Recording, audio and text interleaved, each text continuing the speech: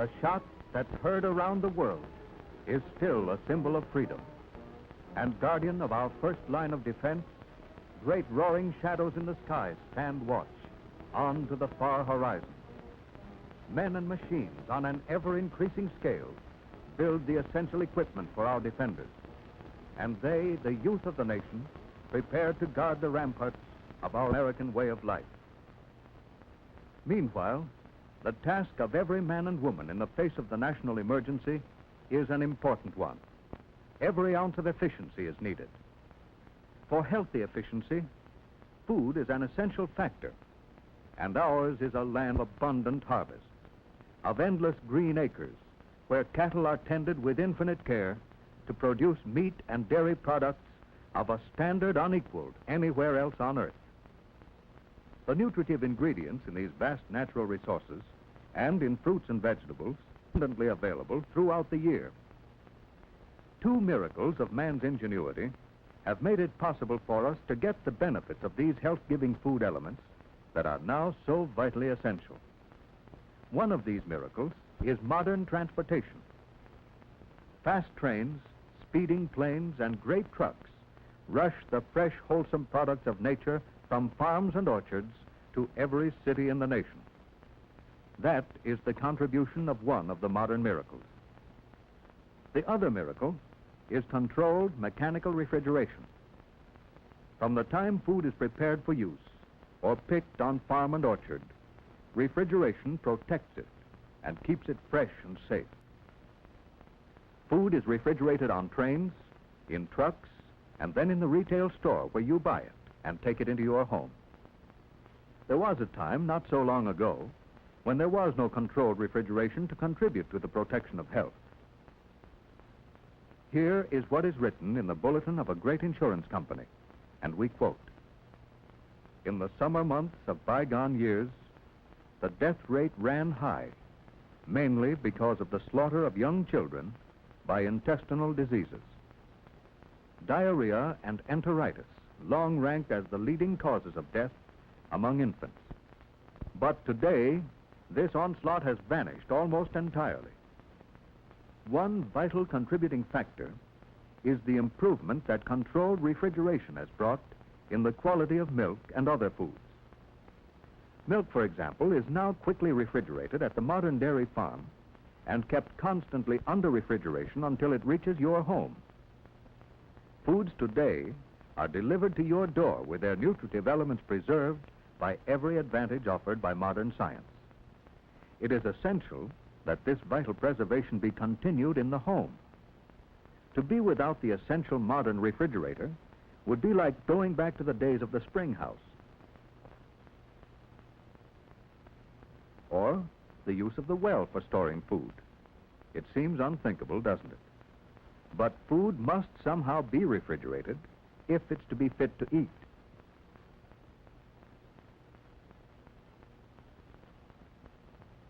Turn to such practices might well make useless the progress being made in the science of food and health. Figures of one of the large insurance companies show that in the period from 1927 to 1939, when domestic electric refrigerators were adopted by some 14 million households, the deaths from food poisoning decreased 83 3/10%, a good share of which can certainly be attributed to proper preservation of food in the home. No wonder the government holds strict supervision over the production, processing, transportation, and distribution of foods. Yet, all these benefits can be lost by improper home storage in only a few hours. Yes, here is today's essential factor in our American life: health. Health that means strong and sturdy bodies for everyone. Much valuable time, previously lost through illness caused by spoiled food, can now be saved. For each task, no matter how great or small, is vital in safeguarding us as a nation. The contribution of proper food in building health should be started on the day of birth and should never be allowed to falter. In public education, the increasing emphasis on the factors contributing to health is invaluable. Let's listen in to what's going on in this classroom.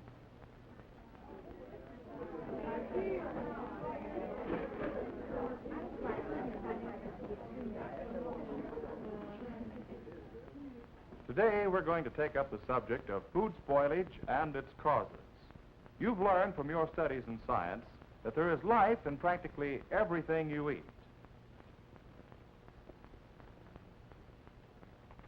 All living things contain billions of tiny bits of plant life, which we know as mold, yeast, and bacteria.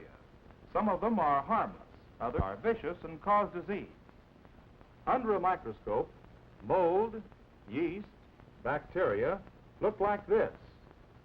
And harmless or not, it's an ever-changing rule of nature for them to multiply at an alarming rate unless controlled. As they multiply by the billion, they spoil the food they live in and thus become enemies of health. Unfortunately, or even the taste of food, whether or not the bacteria have increased sufficiently to be dangerous. This is particularly true when the pathogenic varieties, those which carry disease, are present. Now then, we have learned from scientific experiment that high temperature enables bacteria to multiply very rapidly. It has also been discovered that at low temperature, growth practically stops. Let's examine the importance of these facts. We'll take milk as an example and suppose it is being stored in a place where the temperature is 55 degrees, a fairly cold temperature. After 24 hours, the bacteria in milk will multiply over 25 times. This rate increases until after 96 hours, they have multiplied almost 6,500 times. But if milk is stored where the temperature is 40 degrees, bacteria multiplication is very slow. After 24 hours, they will multiply 2½ times. And after 96 hours, or 4 days, only about 22 times. Compare that with almost 6,500 times at 55 degrees. These facts are established conclusively by bulletins like these, many from the United States Department of Agriculture. They all indicate the need for proper temperature control of that important item of food, milk. If bacteria are allowed to multiply, health is placed in danger. And this is also true of meat. Yes, meats are even more difficult to keep safely because the bacteria in them seem to be much more active. At 55 degrees, the bacteria in meats will multiply 32 times in 1 day. This increases enormously to 390,130 times in 96 hours or 4 days. But if meats are stored at 40 degrees, this rate of growth is only 3 times in 1 day and around 220 times in 4 days. And if the temperature is dropped just 5 degrees to 35 degrees, meats may be kept 4 days with bacteria multiplying only 8 times instead of over 390,000 times at 55 degrees. These facts were established by the Agricultural Experimental Station of Iowa State College. It is therefore obvious that we must control food-keeping temperatures. Scientific research gives us all this data on active food spoilage in order that we may guard against it for the protection of health. The United States government recognizes this potential menace. Here's what the Department of Agriculture says in a press release.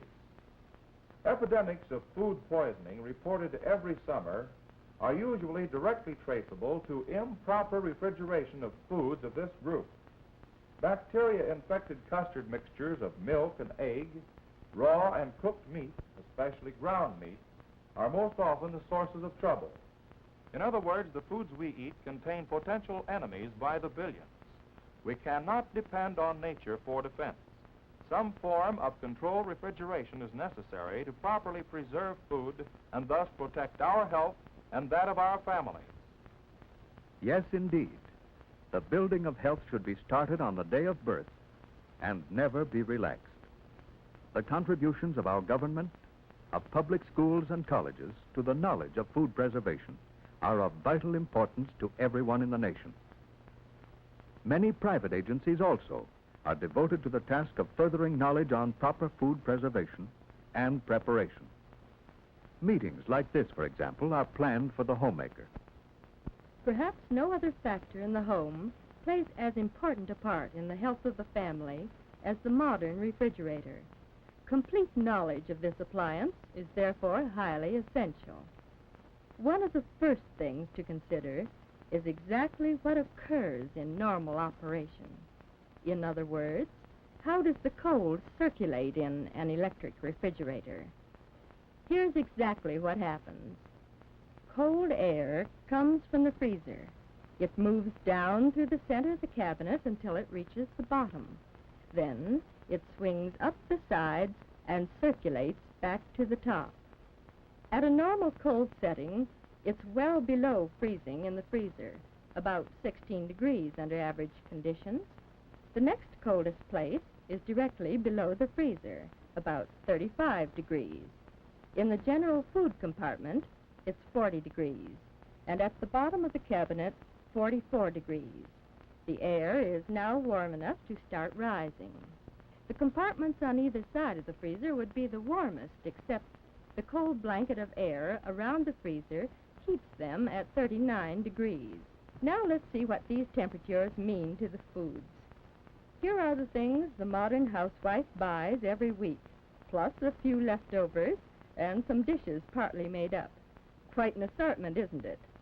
But in all of these items, there are really just 5 general classifications of foods.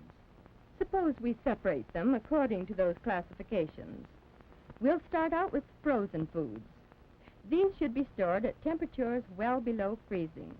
Thawing reduces their vitamin content. Meats are the most difficult of all to keep safely. They need cold just above freezing, but also need high humidity, 80 to 90%, because they're 67% water and dry out and shrink without moisture. If the health of the family is to be protected, milk must be kept fresh. Milk and cream are among the most perishable of foods. This group requires the next degree of cold, just under 40 degrees. And put the bottled and canned beverages along with them to chill before serving. Now for the staples and leftovers. They need the standard temperature of 40 degrees. This is the correct temperature for most of the foods stored in the refrigerator. The vitamins and minerals of fruits and vegetables are protected if they're kept at a temperature under 50 degrees. These foods also require high humidity, 90 to 100%.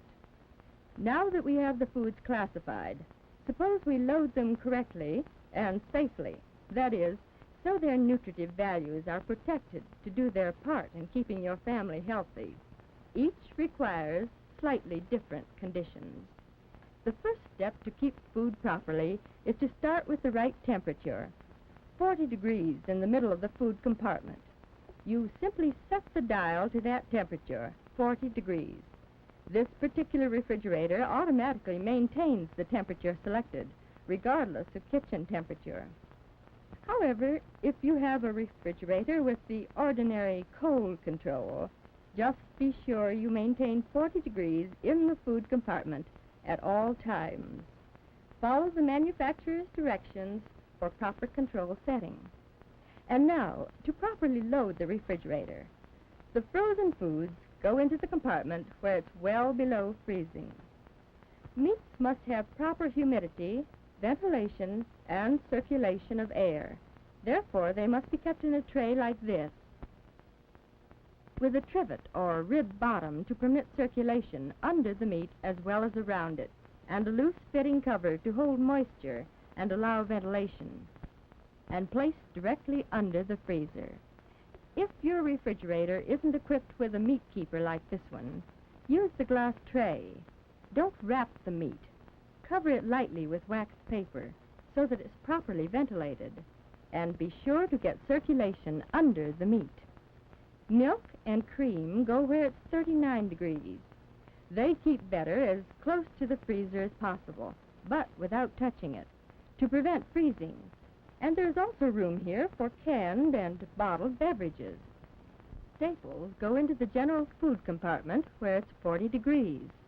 High water content foods, like leftover dishes, should be covered to keep the moisture in them. Here's the place to keep prepared foods, like molded salads and desserts ready to serve, refrigerator cookies, and dough to keep it chilled. And remember, always remove paper bags. They have no place in a refrigerator. They aren't sanitary, and they keep the cold from penetrating foods. Remove eggs from the carton and place in a wire basket or a bowl and put them low in the refrigerator. Here's something you may not know. During summer months, keep chocolate in the refrigerator, or the oil will melt and spoil it. Another one, shelled nuts should be kept in the refrigerator to prevent them from becoming rancid. Cold storage space is valuable, so don't clutter your refrigerator with mayonnaise, pickles, and things like that. They'll keep just as well on a cupboard shelf. Fruits and vegetables need slightly less cold, but high humidity, 90 to 100%. Exposure to air destroys their vitamins and causes them to dry out. They should be kept in a covered drawer at the bottom of the refrigerator. If you haven't a humidor, use a crisping pan or one of those handy vegetable bags. Just be sure the foods are covered. Lemons, oranges, and grapefruit should be kept covered to prevent drying out. Always wash vegetables, unedible portions, and place in the refrigerator immediately. If peas are to be kept several days, do not shell them. After shelling, they lose their vitamins. There are exceptions to these rules. Tomatoes are stored in the food compartment because they don't hold up under high humidity. The same is true of pears or avocados and grapes. Berries, if kept overnight, should be lightly covered with waxed paper and stored in the food compartment. They don't like too much moisture. Bananas are never stored in a refrigerator. If ripe, they will spoil more quickly. If green, they will not ripen properly. The storage bin is a great convenience. For instance, extra beverage bottles will be on hand for chilling when the supply in the refrigerator becomes low. Here's the place to keep extra cans of fruit juices, crackers, and cereals. But never store potatoes or onions, as they may sprout. With everything stored in the right degrees of cold, bacteria do not multiply to spoil foods and menace your family's health. It means better food protection and better health protection. There are many important publications on this vital subject. Bulletins and pamphlets, the results of exhaustive research on the care of foods and the protection of health, are published by the various government departments and many private agencies. They're available to any homemaker. There are other advantages in proper food preservation.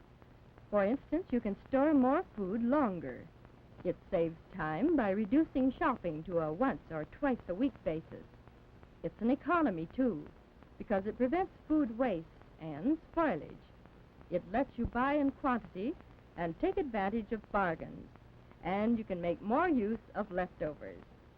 Here's what a government bulletin has to say.